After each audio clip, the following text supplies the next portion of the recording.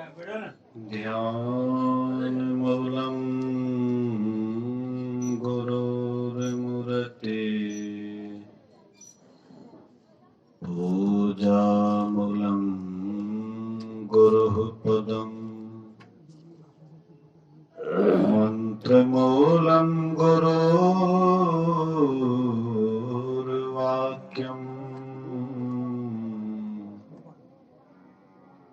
मोक्षमूलं गुरुः कृपा। धन्य धन्य सतगुरु सुखद महिमा कही न जाए। जो कछु कहो तुम्हारी कृपा मोते कछु न बसाए। सर्वत्र सर्वदा वर्तमान सद्गुरु महाराज जी के पावन चरणों में कोटि कोटि नमन। उपस्थित गुरुजन, धर्म प्रेमी सत्संगी बंधुओं, पूजनीय माताओं तथा भक्तिमती बहनों, एक दिवसीय संतमत के सत्संग में अभी हम लोग द्वितीय कालीन अपराह्न कालीन सत्संग में उपस्थित हैं। सुन रहे थे श्री रामचरितमानस द्वितीय सोपान अयोध्या कांड से। अयोध्या कांड अर्थात अयोध्या में जो कांड हुआ, घटना हुई, उसके संबंध में हम आप सुन रहे थे। प्राचीन समय में 4 आश्रमों की व्यवस्था थी और वह 4 आश्रमों की व्यवस्था जब तक रहा तब तक लोग सुखी और शांति महसूस किए। और जब से ये 4 आश्रमों की व्यवस्था में गड़बड़ी हुई, तब से लोग पथ से नीचे हो गए, पथ भ्रष्ट हो गए और जो करना चाहिए उससे वंचित हो गए। ये 4 आश्रमों की क्या व्यवस्था थी? तो जैसे हम आप कलिकाल में रहते हैं और इसमें लिखा गया है, अगर आप सदाचार, शिष्टाचार, शुचियाचार, सत्संग ध्यान करते हुए आप 100 वर्ष जीने का उम्मीद रखें, तो ये 100 वर्ष को 4 भागों में बांट दीजिए, 25-25 वर्ष।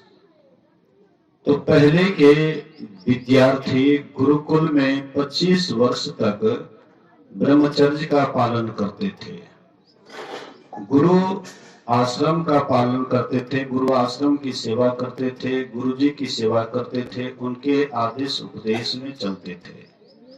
पढ़ाई लिखाई कम होती थी लेकिन आचार व्यवहार विशेष बतलाया जाता था। वही विद्यार्थी जब 25 वर्ष के बाद गुरुकुल से निकल करके जब गार्हस्थ जीवन में प्रवेश करते थे तो उनका आचार विचार रहन सहन एक अलग ढंग का होता था। लेकिन अभी वही विद्यार्थी है, हम आप उसको, उस विद्यार्थी को इंग्लिश मीडियम स्कूल में भर्ती करते हैं और वहां से पढ़ लिख करके आता है, ना तो शिष्टाचार है, ना शुचियाचार है और सत्संग ध्यान तो उनके जीवन में है ही नहीं। लेकिन प्राचीन समय में सब के सब ये 4 आश्रमों की व्यवस्था को ढंग से निभाते थे। तो ये 25 वर्ष तक ब्रह्मचर्य आश्रम में रह करके, गुरुकुल में रह करके गुरु आज्ञा के अनुकूल चलते थे। फिर वे गार्हस्थ जीवन में प्रवेश करते थे, संतान उत्पत्ति करते थे, धन कमाते थे, जो भी मेहनत करने का खूब अच्छी तरह से सदाचार पूर्वक मेहनत करते थे। फिर 50 पूरा होने के बाद वे वानप्रस्थ जीवन को ग्रहण करते थे, अर्थात पति पत्नी घर परिवार से अलग होकर के एकांत में अपना आश्रम बना करके ध्यान भजन ही उनकी दिनचर्या हो जाती थी। वे दिन रात ध्यान भजन में लग जाते थे। फिर उससे जब 75 पूरा हो जाता था तो 75 के बाद पति पत्नी में भी कोई मतलब नहीं रहता था। दोनों संन्यास जीवन धारण करके सन्यासी होकर के त्याग भाव से साधना करते हुए अंत में मोक्ष को पाते थे। गुरु महाराज जी ने कहने की कृपा की कि जब से यह आश्रमों की व्यवस्था में गड़बड़ी हुई है, तब से हम आप अपने आप से हटते जा रहे हैं, अपने आप से दूर होते जा रहे हैं। अपने आप से हटने का मतलब अपने स्वरूप से हटते जा रहे हैं। तो उसी समय की बात है, अभी आप लोग जो पाठ में सुन रहे थे, महाराज दशरथ एक बार दर्पण देखते हैं। दर्पण तो हम आप भी देखते हैं, महाराज दशरथ भी दर्पण देखते हैं। तो कान के पास एक पका हुआ बाल दिखाई पड़ा। मानो महाराज दशरथ को यह बाल संकेत कर रहा है कि अब तुम्हारा बुढ़ापा आ गया है, राम हर तरह से योग्य हो गए हैं, तो क्यों नहीं राम को राजगद्दी दे करके और तुम ईश्वर का भजन करते हो। संकेत मिला उनको। हम अभी दर्पण देखते हैं, बाल सफेद हो जाता है, लेकिन आजकल स्टेनरी में लोग इसको पेंट भी करवा लेते हैं, कला मेहंदी भी लगवा लेते हैं कि हम अभी बूढ़े नहीं हुए।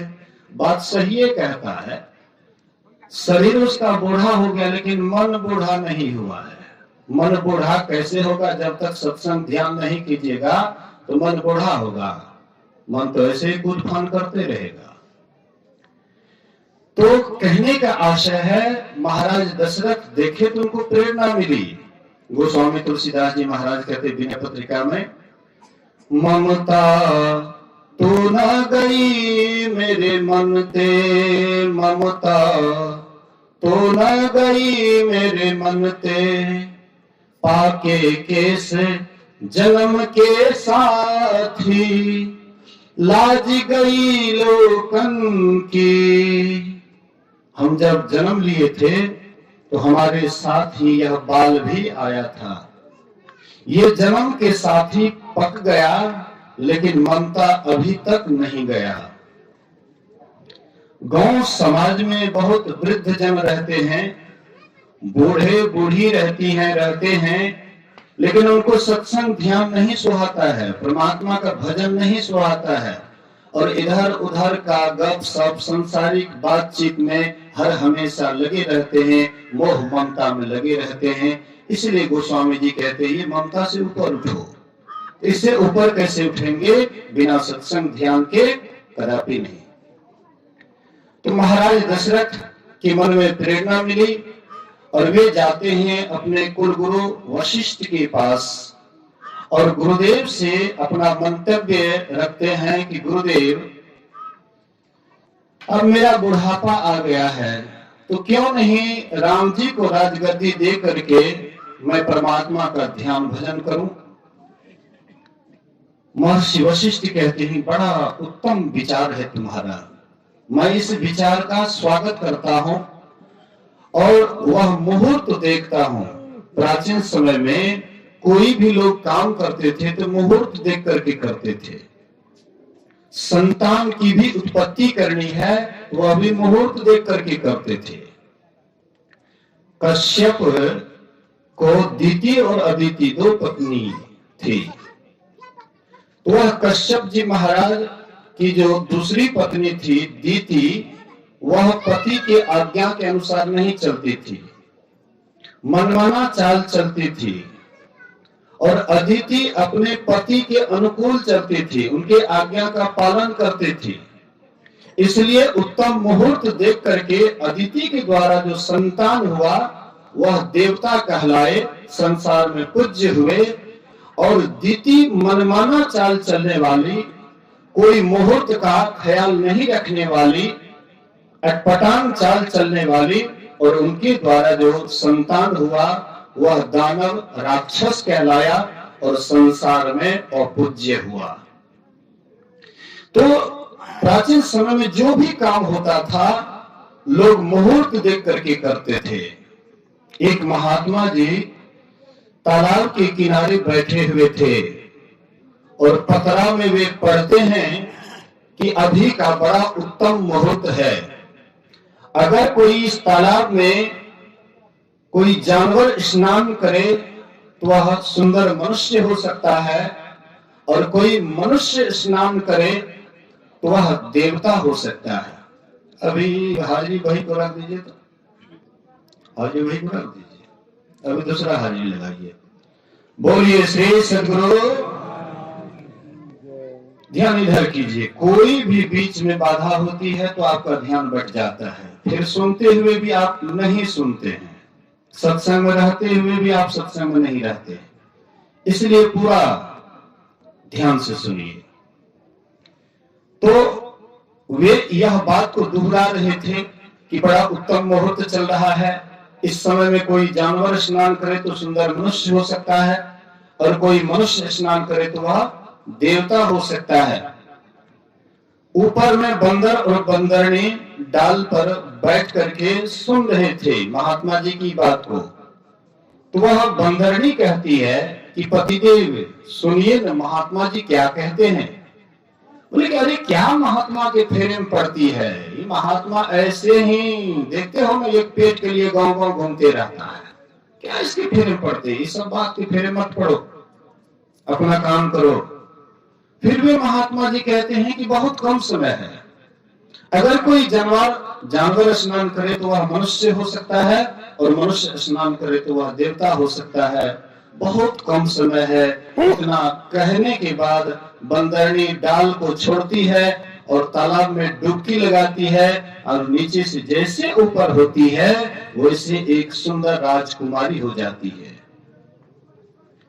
सुंदर राजकुमारी हो जाती है, तालाब से निकली, उधर से एक राजकुमार आए हाथी पर सवार होकर के उसी के साथ ये चल देती है।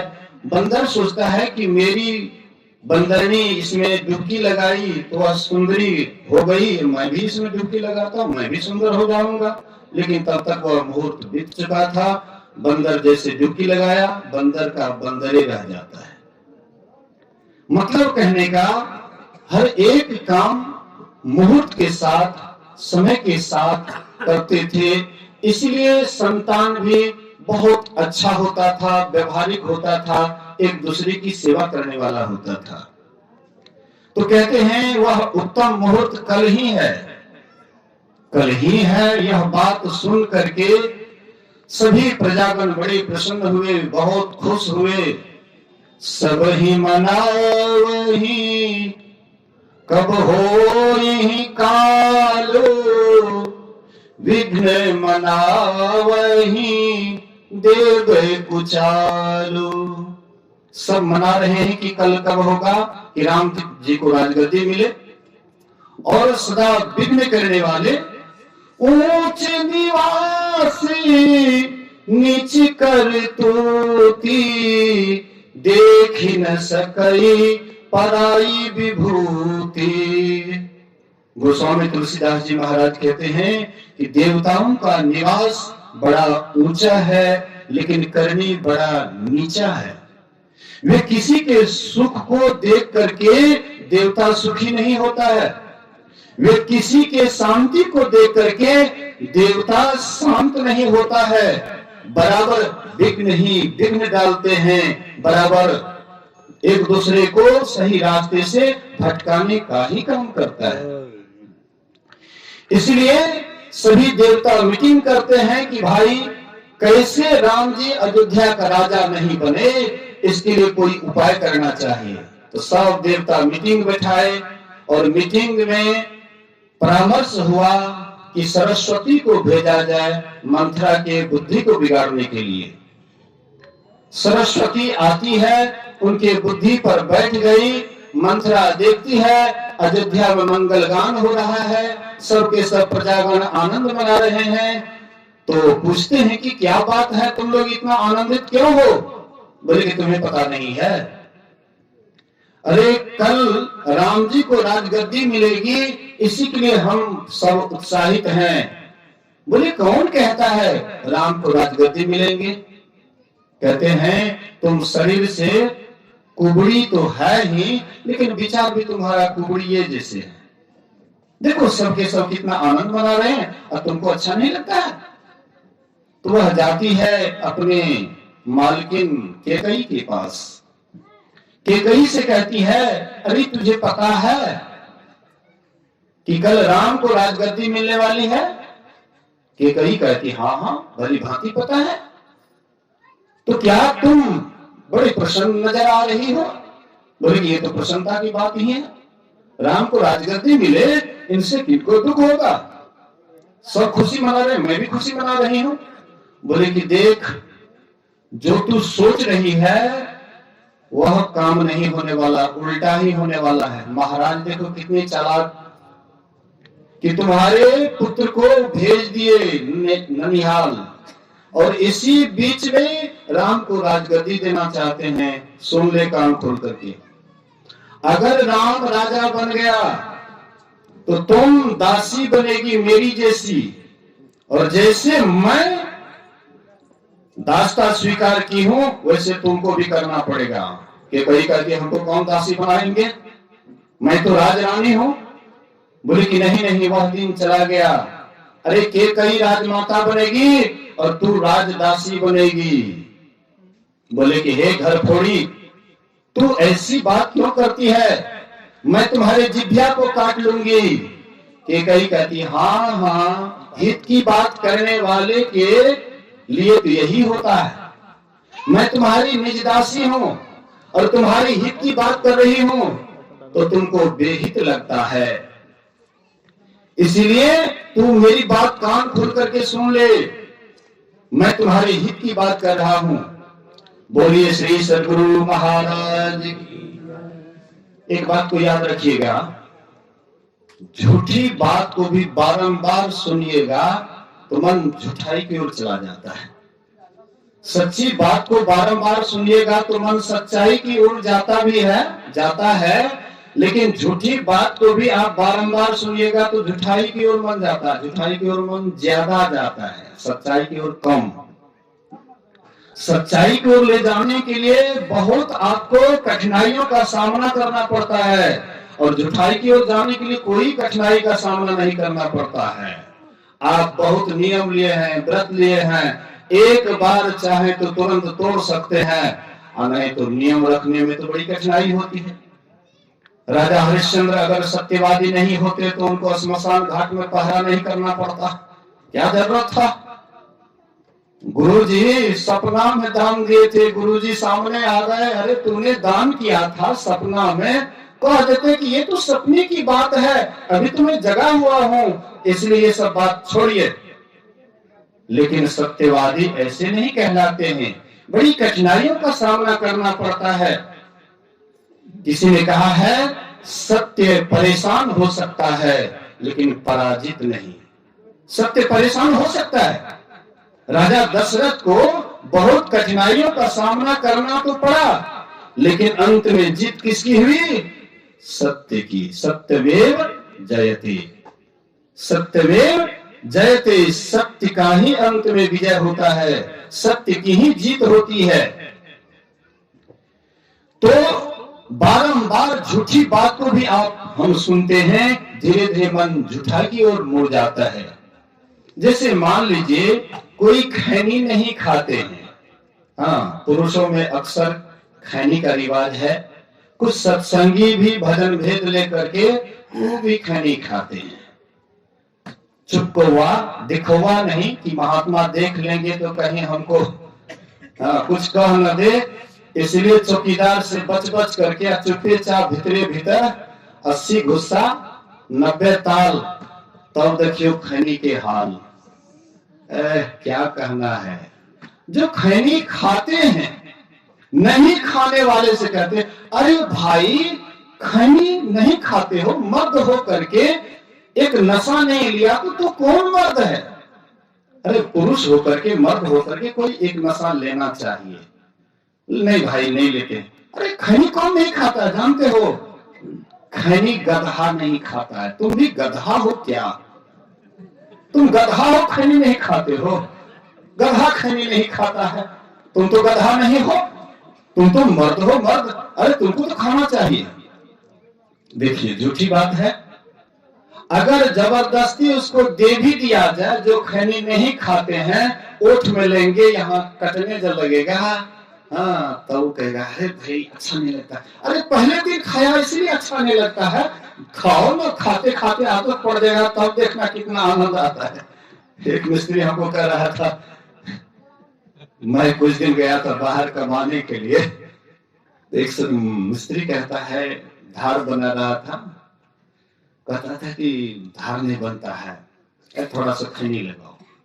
उनके हम चले थे तो खैनी लगाने लगे। खैनी लगा करके वो जब डाले, उसके बाद धार पर लगे तो तुरंत धार बन गया। बोला देखा खैनी का कमाल, इतना देर से धार नहीं बन रहा था, लेकिन खैनी खा करके धार बनाना शुरू किया, तुरंत बन गया। देखिए अब झूठी बात को आप सुनेंगे, धीरे धीरे मन झूठाई वो तुरंत मिल जाता है। ये स्वभाव है मन का, क्योंकि मन भी झूठा है, और झूठा तो झूठ है ही।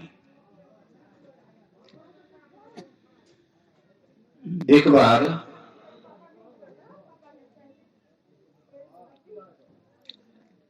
एक जंगल में शेर बीमार पड़ गया।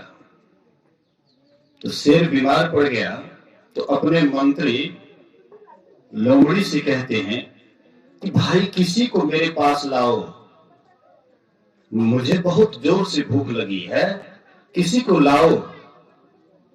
तो कहते भाई शेर के पास कोई कैसे आएगा, बोलना कि शेर बीमार है, थोड़ा भेंट करने के लिए चलो।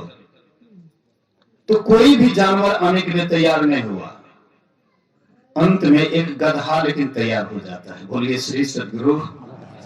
गधा तैयार हो गया कि जब शेर बीमार है, जंगल के राजा हैं, तो जरूर भेंट करना चाहिए। तो आया भेंट करने के लिए। बहुत दिनों के बाद सिंह को बहुत जोर से भूख लगी थी, बहुत दिनों के बाद शिकार मिला, दौड़ करके उनके गर्दन को काट दिए। और बोले कि भाई बहुत दिनों के बाद शिकार मिला है, जाता हूं थोड़ा स्नान करके आता हूं, तब तक तुम इसकी रक्षा करते रहना, देखभाल करते रहना। गए उधर से, इधर लोमड़ी को भी बहुत जोर से भूख लगी थी। तो ये क्या किए, गर्दन हो करके अंदर में जा करके उसके दिमाग को खा गया। हाँ दिमाग को खा गया। उधर से जब आया शेर, झांकता है, कहते अरे दिमाग कहाँ है इसका, दिमाग कहाँ है? बोले महाराज आप भी गजब करते हैं, गधा के पास कहीं दिमाग होता है, और दिमाग होता तो ये आपके पास आते। अरे गधा बेदिमागी होता है, इसीलिए आपसे भेंट करने के लिए आ गए, इनके पास दिमाग होता कहाँ है।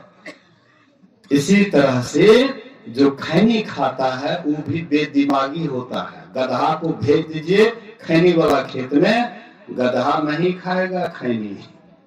वैसे ही जिसके पास दिमाग नहीं है, गधा के जैसे, उसी तरह का लोग खैनी खाता है। खैनी कोई अच्छा चीज नहीं है। कबीर साहब कहते हैं भांग तंबाकू छूतरा अफीम और शराब, कह कबीर इनको तजे तब पावे दीदार। अगर ईश्वर का दीदार पाना चाहते हैं, परमात्मा का दर्शन करना चाहते हैं, तो आपको क्या करना पड़ेगा, जितनी भी नशा है सबका त्याग करना पड़ेगा। गुरु महाराज कहते हैं दारू गांजा भांग अफीमा, और क्या कहते हैं, तारू चंदू मदक कोकीना सहित तंबाकू नशा है जितने, तजन योग्य तजदारो तितने। मतलब जितने भी नशा हैं वे खाने योग्य नहीं है, नहीं खाना चाहिए। लेकिन आप झूठी बात को सुन करके भी आपका मन झूठाई की ओर चला जाता है, इसलिए नहीं खाने की भी इच्छा होती, खाने लग जाते हैं। तो चलिए मैं आपको कह रहा था कि झूठी बात को सुनने से मन झूठाई की ओर जाता है, तो बारंबार जो मंथरा उनके दिमाग में ये झूठी बात बराबर प्रेशर डाली, धीरे धीरे उनके दिमाग में बैठ जाता है। बोले कि अब तू ही बता क्या करें जिससे राम को राजगद्दी नहीं मिले। बोले कि अरे पगली, तुझे पता नहीं है, जब देवासुर संग्राम हो रहा था उस समय में तुम सारथी बन करके गई थी और महाराज युद्ध करने में इतने अस्त व्यस्त थे कि उनको कोई पता नहीं कि कहां पर क्या हो रहा है। रथ के धूरी का रनकीली निकल जाता है, अगर कहीं पहिया गिर जाता तो महाराज वहां पर हार खा जाते, लेकिन तुमने बहुत बहादुरी के साथ वह रनकीली में अपना उंगली डाल दी, तुम्हारा हाथ लहवा लहन हो गया और महाराज बीच में मूर्छित भी हो गए। उनको भी तुम जान बचाई थी, प्राण बचाई थी, इसलिए महाराज तुम्हें 2 वरदान मांगने के लिए कहा था। तू बोली कि अभी जरूरत नहीं है, समय आने पर मांग लूंगी, वही अब समय आ गया है। एक वरदान में तू मांग ले, राम को 14 वर्ष के लिए वनवास, और दूसरे वरदान में तुम भरत को राजटीका मांग ले। बोले कि अगर जब भरत राजा बन ही जाएंगे तो फिर राम जी को वनवास देने की क्या आवश्यकता है। बोले कि तू पगली है, समझ नहीं पा रही है। अरे थोड़ा सोच, बड़े भाई वहां पर सामने में रहेंगे और छोटे भाई राजा बनेंगे, क्या उसके विरोधी प्रजा नहीं होंगे? सारी प्रजा में खलबली मच जाएगी। लेकिन जब राम वनवास चले जाएंगे तो फिर तो आराम से भरत राजा बन जाएगा, आराम से राज्य करेगा और 14 वर्ष के बाद सभी प्रजाओं के मन को जीत लेंगे और सदा तुम्हारा बेटा ही राज्य करेगा। दिमाग में यह बात विचार धस जाता है और वही उपाय करती है। कोप भवन में चली जाती है, वेशभूषा जैसे तैसे करके, गहना जेवर इधर उधर फेंक फाक करके, हार श्रृंगार को उजाड़ करके कोप भवन जाती है। महाराज दशरथ को मालूम होता है कि केकई कोप भवन में है। गोस्वामी तुलसीदास जी महाराज जो राम जी के अनन्य भक्त थे, लेकिन सत्य बात को उभारने से वे नहीं रहे। कहते हैं कोप भवन गयो राऊ, भय बस अगहुर पड़ई न पाओ, सुरपति बसई बाह बल जाके, नरपति रही सकल रुख ताके, सो सुनि तिय ऋष गयो सुखाई, देखो काम प्रताप बढ़ाई। काम की बड़ाई को देखिए कि जो महाराज के डर से देवता भी थर-थर कांपते थे, दानव भी थर-थर कांपते थे, लेकिन वही महाराज पत्नी के सामने में गए, सुखा गए। काम की ये बड़ाई है, काम की ये विशेषता है। तो महाराज दशरथ गए और केकई से कहते, हे सुमुखी, तू इस तरह से कुबेश बना करके क्यों बैठी है? क्या कारण है बताओ? क्या तुम्हें कोई कष्ट दिया है, कोई दुख दिया है कि तू इस तरह से कुबेश बना करके बैठी है? बोले कि महाराज हमें कोई कष्ट या दुख नहीं दिया है, लेकिन महाराज आपने 2 वरदान देने की बात बहुत पहले कही थी, शायद आप देंगे कि नहीं देंगे, यही मेरी मन में शंका है। बोले कि तुम मांगी नहीं इसलिए मैंने नहीं दिया, तुम मांगो, अगर 2 के बदले 4 भी आज मांग लो तो मैं देने के लिए एकदम तैयार हूं, क्योंकि कल राम को राजगद्दी मिलेगी, बड़ा उत्साह का समय है, बड़ा आनंद का समय है, इसलिए मांगो 2 के बदले 4। बोले कि महाराज 4 नहीं 2 ही मांगूंगी, लेकिन पहले सतव्रत हो जाए। बोले इसमें सत्यता की क्या बात है, सतव्रत की क्या बात है? रघुकुल रीत सदा चली आई, प्राण जाई पर बचन न जाई। ये तो रघुकुल की सदा से रीत आ रही है कि भले ही प्राण चले जाए तो चले जाए, लेकिन वचन नहीं जाने वाला है, इसलिए मांगो क्या मांगती है? बोले कि महाराज पहला वरदान यह दीजिए, जिस जगह पर आप राम जी को गद्दी देना चाहते हैं वहां पर भरत को राजगद्दी होनी चाहिए। बोले कि कोई बात नहीं, राम को राजगद्दी नहीं मिले, भरत को ही राजगद्दी मिल जाए तो इससे क्या तकलीफ राम को होंगी, इससे कोई दिक्कत होने वाला नहीं, कोई बात नहीं, चलो दूसरा वरदान मांगो। दूसरी वरदान में मांगती है, तापस बेस विशेष उदासी 14 बरस राम बनवासी। महाराज दशरथ कहते हैं, ये तुम क्या मांग रही है? अरे राज्य तुम राम को नहीं दे करके भरत को ही दे दो, ये तो ठीक है, लेकिन राम को हमसे क्यों अलग कर रही है? देखो मैं राम के बिना नहीं रह पाऊंगा, राम मेरे जीवन का आधार है, राम को देख करके ही मैं जी रहा हूं, लेकिन जैसे राम हमसे अलग होंगे मैं अपने प्राण को नहीं रख पाऊंगा, इसलिए यह बात को तुम बदल दे और कोई दूसरा तीसरा वरदान मांग ले। बोले कि महाराज आप अभी तुरंत दानी कहलवा रहे थे और तुरंत कंजूस बन गए, इसलिए महाराज देना है तो दीजिए, अरे तो अपना वचन तोड़ दीजिए। महाराज हाँ और ना कुछ नहीं बोल सके, पृथ्वी पर गिर गए, बेहोश हो गए।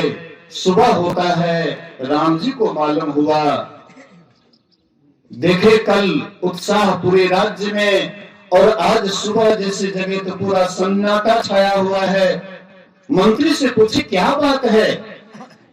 महाराज दिखाई नहीं पड़ता है।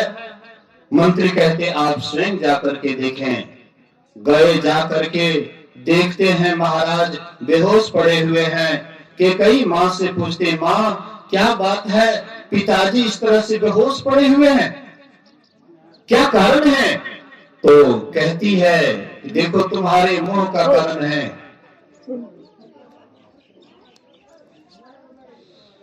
बोलिए श्री सद्गुरु, तुम्हारे मोह का कारण है। बोले कि मेरे मोह का कारण मतलब? बोले कि ऐसी सी बात है, सब घटना से अवगत कराए।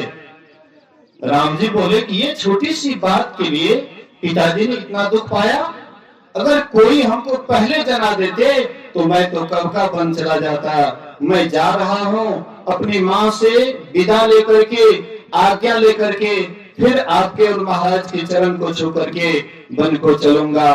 राम जी गए अपने माँ के पास, कौशल्या माँ के पास। वह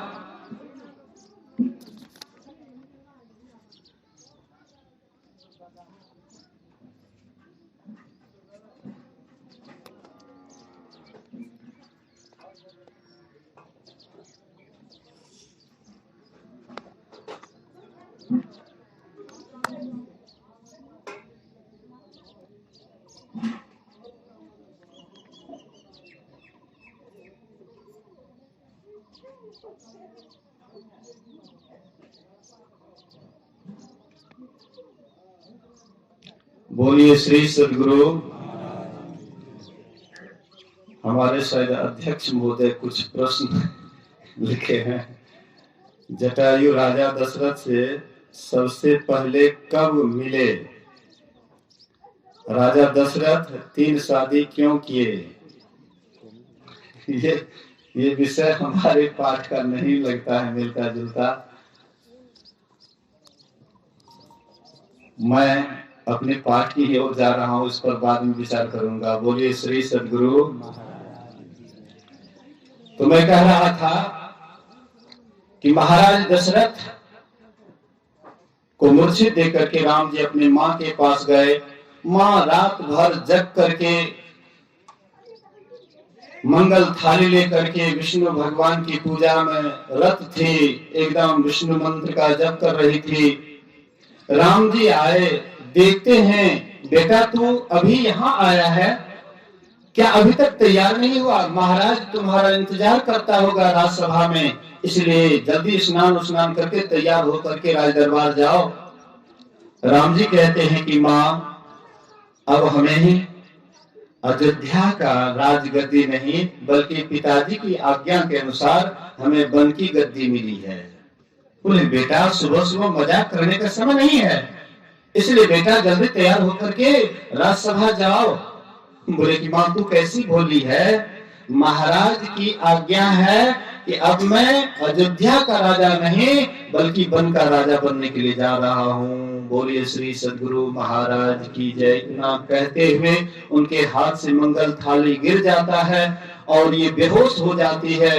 राम जी उनको सांत्वना देते हैं कि माँ, ये छोटी सी बात के लिए तू क्यों इतना परेशान हो रही है? माँ, 14 वर्ष की ही तो बात है, फिर 14 वर्ष के बाद तुम्हारे चरणों में हाजिर हो जाऊंगा, तुम्हारी सेवा में रत हो जाऊंगा, इसलिए माँ आज्ञा दो।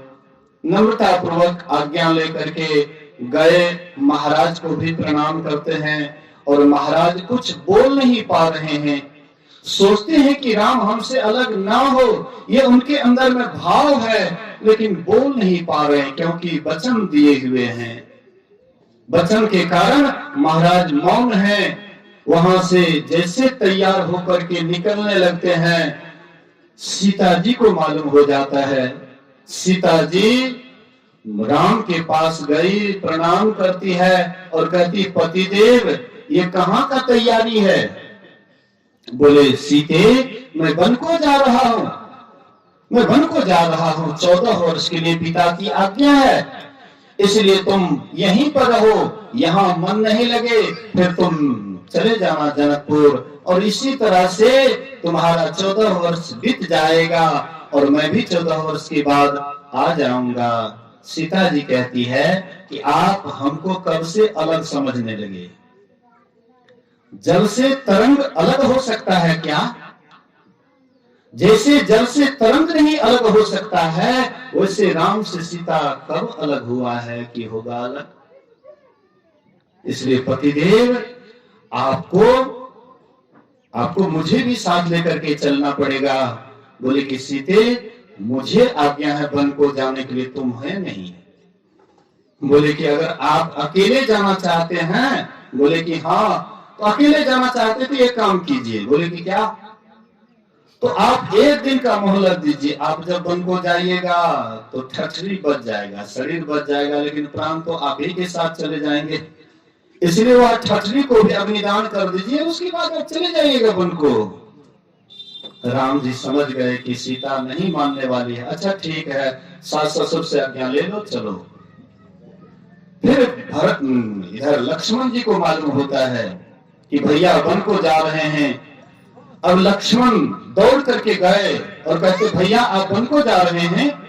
बोले कि हाँ लक्ष्मण, मैं वन को जा रहा हूं। बोले कि भैया मैं भी आपके साथ चलूंगा।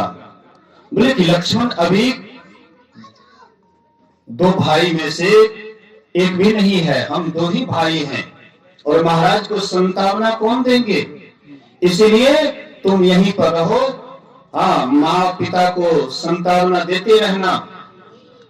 लक्ष्मण कहते हैं कि जब से जन्म हुआ और अब तक मैं अगर किसी को माता पिता समझा तो आपको छोड़ करके मैं किसी को माता पिता नहीं समझा। इसलिए भैया अगर आप हमको साथ नहीं ले जाएंगे तो लक्ष्मण अकेले नहीं रह पाएगा, इसलिए भैया मुझे भी लेकर के चलिए। पूरे नम्रता के साथ राम जी को भाव विभोर कर दिए। राम जी कहते, अच्छा ठीक है, अपने माँ से कम आज्ञा ले लो। लक्ष्मण गए अपने माँ के पास, सुमित्रा के पास, और माँ से कहते हैं कि माँ मैं भैया के साथ वन को जा रहा हूं, इसलिए मुझे आज्ञा दो। सुमित्रा कहती है, जब राम वन को जा रहे हैं तो तुम्हारा यहाँ काम कौन काम? जब राम जी वन को जा रहे हैं तो तुम अयोध्या में रहकर के क्या करोगे? जहां राम तहां अवध निवासु। अरे जहां पर राम जी रहेंगे वहीं पर अयोध्या का निवास है, वन ही अयोध्या हो जाएंगे और यह अयोध्या वन हो जाएगा राम जी जैसे ही यहां से निकलेंगे। इसलिए बेटा मैं पुत्रवती हूं, पुत्रवती जुबती जग सोई, रघुपति भगत जासु सुत होई। पुत्रवती नारी वही है जिनका पुत्र राम का भक्त है। न तरु बाधे भले बादी बियानी, राम विमुख सुत ते ही ते जानी। अगर राम का भक्त नहीं है, कहते हैं कि इससे अच्छी बांझ ही है। कम से कम पुत्र जन्म देने का कष्ट तो नहीं सही, उससे तो कम से कम बची रही। और इतना कष्ट सह करके 9 महीना गर्भ में रख करके संतान को उत्पन्न किए, जन्म दिए, और जन्म देते समय में माताएं को कितना पीड़ा होती है ये स्वयं माता ही जानती हैं। मतलब उस समय में माता जी मरणासन अवस्था को प्राप्त होकर के पुनर्जीवन उसको मिलता है, संतान होने के बाद उसको पुनर्जीवन मिलता है। इतना कष्ट सह करके भी अगर पुत्र राम का भक्त नहीं है तो कहते ऐसे मां को बांझ ही रहनी चाहिए। एक छोटी सी कहानी कह करके मैं अपने वचन में विराम दूंगा, क्योंकि 4:45 होने वाला है। बोलिए श्री सद्गुरु महाराज की जय। एक छोटी सी कहानी सुन लीजिए। हमारी माँ बहनों को जब संतान होता है, बाल बच्चे होता है, तो उस समय में तेल उत्पन्न करती है। तेल उत्पन्न से उनके शरीर का विकास होता है, बच्चा का थकान दूर होता है, उसके शरीर में प्रोग्रेस होता है, तेल उत्पन्न करती है। तो हमारी माँ बहनी पुरानी परिपाटी को लेकर के चलती है। पुरानी परिपाटी क्या है?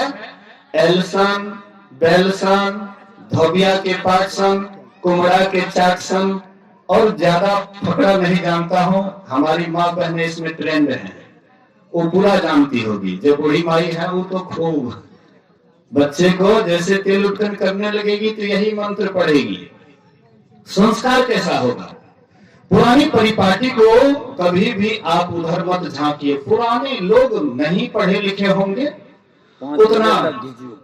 अच्छा ठीक है, बोलिए श्री सद्गुरु। तो उतना पढ़े लिखे नहीं होंगे, इसीलिए जो ना सो मतलब कुछ बोलते गए। एलसन, बेलसन, धोबिया के पाठसन। हाँ, कपड़े को जैसे खींचा जाता है उसी की तरह बेटा का शरीर मजबूत होगा तो माँ बाप की पिटाई करेंगे। एलसन, बेलसन, धोबिया के पाठसन, कुमड़ा के चाटसन। ये कोई मंत्र नहीं। अच्छा मंत्र पढ़िए। अगर आप गुरु भक्त हैं तो गुरु का सुमरन कीजिए। जो आपको मंत्र मिला है वह मंत्र का जप करते हुए अगर तेल उत्पन्न देते हैं वह बच्चा शुभ संस्कारी होगा।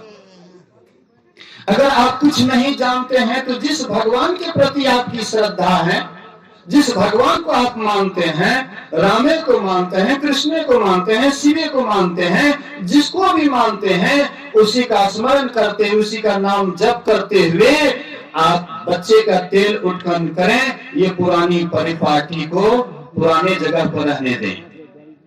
तो हमारे एक इसी देश में एक राजा हुए काशी में, जिसका नाम था ऋतुध्वज। ऋतुध्वज राजा बड़े अच्छे राजा थे, प्रजाओं को प्राण के समान देखने वाले थे, भक्त वत्सल, प्रजा वत्सल राजा थे। उनकी शादी हो जाती है मैया मदालसा से, और मैया मदालसा 1 नंबर की साध्वी, ईश्वर भक्तिनी, परमात्मा की ओर जाने वाली, दिन रात ध्यान भजन में, सुमरन ध्यान में रत रहने वाली। उन दोनों की शादी हो जाती है। ऋतुध्वज राजा से माँ मदालसा का शादी हो जाता है। ये जब ससुराल गई तो ससुराल में जाने के बाद जो पति पत्नी का संजोग होता है वह उस संजोग से दूर हटके के रहना चाहती थी, ब्रह्मचर्य पालन करना चाहती थी और सोचती थी कि इसी तरह से मैं रहूं। ऋतुध्वज राजा कहते हैं कि देखो, गार्हस्थ जीवन में संतान उत्पत्ति भी एक कर्म रहता है, इसीलिए तुम इससे क्यों दूर हटती है।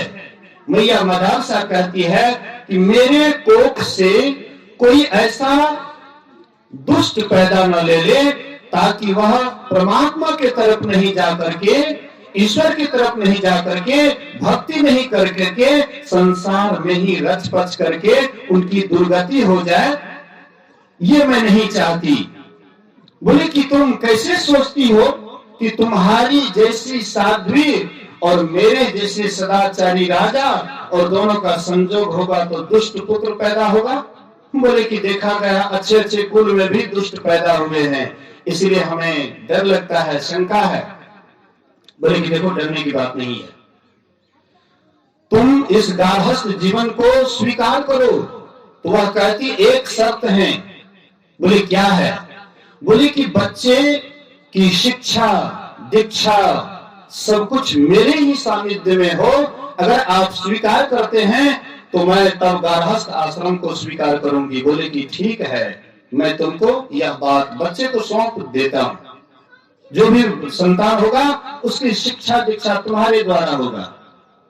तो मैया मदालसा पहले पुत्र को जन्म देती है और अपने से तेल उत्पन्न करती है, किसी और माई के पास ले जा करके नहीं, अपने से तेल उत्पन्न करती है और मंत्र पढ़ती है, शुद्धो असि बुद्धो असि निरंजनो असि संसार माया परिवर्जितो असि संसार स्वप्नम त्यज मोह निंदाम मदालसा वाक्य मोवाच पुत्रम।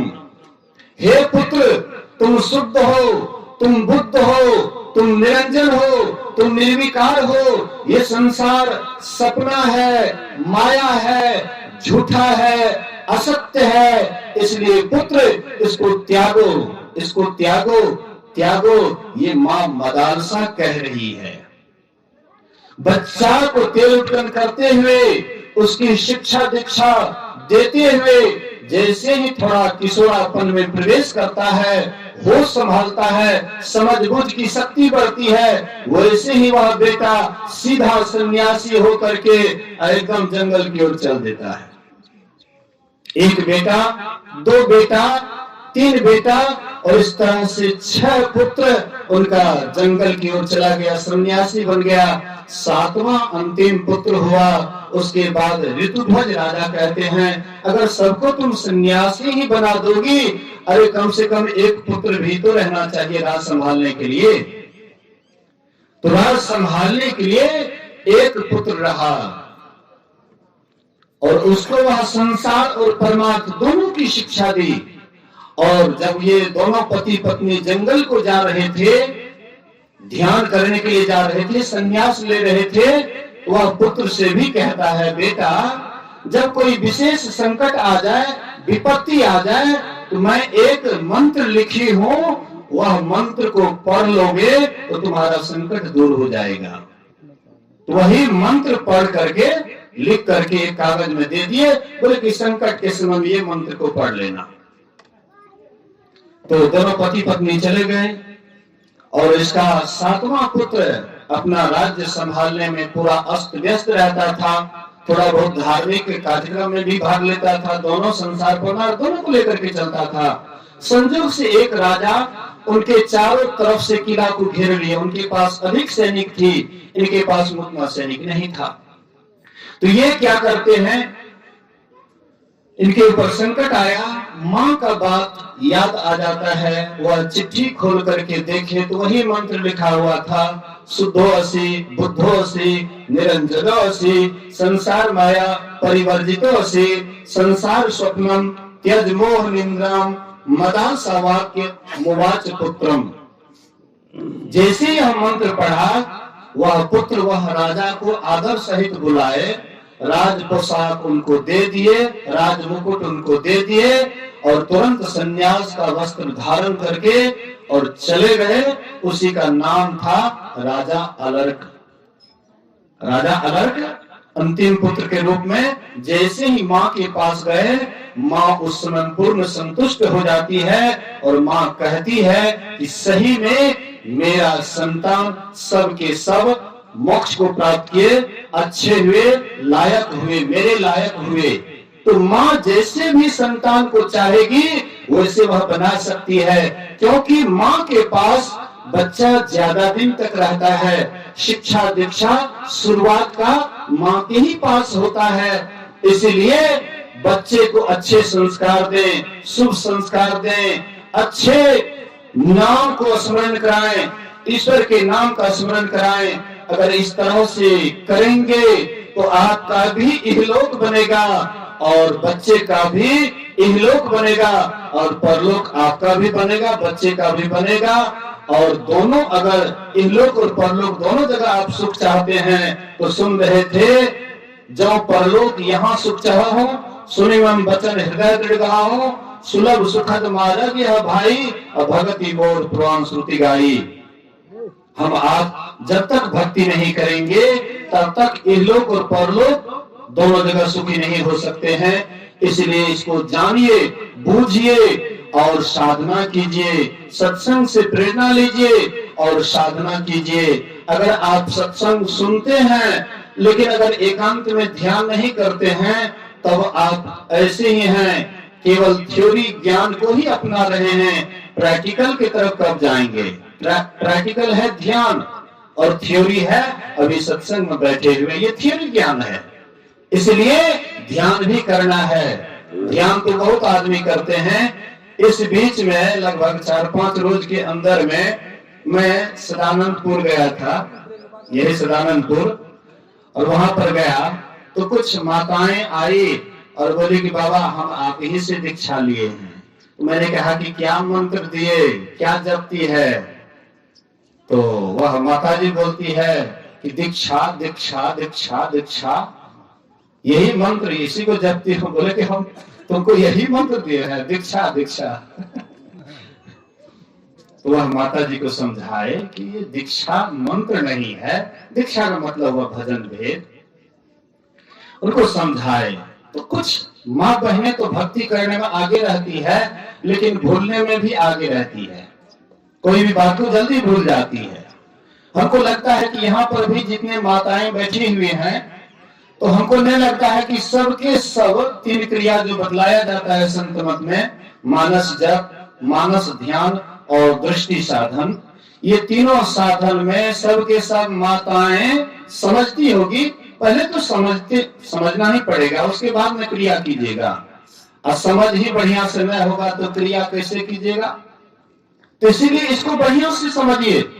आपके गांव में जो भी साधु महात्मा आते हैं उनसे पूछिए कि बाबा मैं ये जो ध्यान करती हूँ क्या ये ठीक है? क्या मैं यह मंत्र का जो जप करती हूँ क्या ये ठीक है? जब तक प्रश्न नहीं कीजिएगा, चुपचाप जाइएगा सत्संग में और चुपचाप यहाँ से चले जाइएगा, कुछ आपके भीतर में जिज्ञासा नहीं होगी तो आगे नहीं बढ़ पाइएगा। जिज्ञासु को ही ज्ञान मिलता है। प्रश्न पूछना चाहिए, प्रश्न पूछने से आपके अंदर कोई भी जिज्ञासा होगा तो समाधान होगा। महर्षि शाही स्वामी जी महाराज कभी कभी कहा करते थे कि लोग मेरे पास में आते हैं, बहुत लोग आते हैं, लेकिन संसार की बात को लेकर के आते हैं। बाबा बेटी की शादी नहीं हुई, थोड़ा आशीर्वाद दे दीजिए। बाबा मुकदमा लड़ रहे हैं, थोड़ा आशीर्वाद दीजिए मुकदमा में जीत हो जाए। मतलब संसार की बात लेकर के बहुत आदमी आते हैं, लेकिन बहुत कम ऐसे हैं जो पूछने आते हैं कि बाबा ध्यान करते लेकिन ध्यान में मन नहीं लगता है, साधना में मन एकाग्र नहीं होता है। बाबा ये बात कौन पूछने के लिए बाबा बोलते थे, ये बात कौन पूछने के लिए लोग आते हैं। इसलिए आप भी साधु महात्मा से पूछिए, जानकारी लीजिए तो आप आगे बढ़िएगा, इहलोक भी बनेगा परलोक भी बनेगा। तो जिस बच्चे के नाम पर या एक युवक है उनको नौकरी मिली है, ये दो लाभ हुआ है। लाभ के पीछे तो सब दौड़ते हैं, हानि के पीछे तो नहीं है कि बराबर दौड़ते हैं। लेकिन संसार में लाभ और हानि तो होते रहेंगे, लेकिन संसार से अगर आप उठ जाइए, अर्थात भक्ति के द्वारा संसार से ऊपर उठ जाइए तो आप लाभ और हानि दोनों से ऊपर उठ जाएंगे और वही है परमात्मा का धाम। कहो उस देश की बतिया जहां नहीं हो तो दिन रतिया। तो वह देश जाने के लिए हम आपको दोनों से ऊपर उठना पड़ेगा, साधना करना पड़ेगा। तो जिस शुभ कार्य के लिए यह सत्संग करवाए हैं गुरु महाराज जी करे वह शुभ कार्य उसका ठीक ठीक हो। इसी शुभवाणी के साथ एक बार सब आदमी गुरु महाराज जी का जय जयकार बुलंद आवाज में करें। बोलिए श्री सद्गुरु महाराज की जय। हरि सेवा।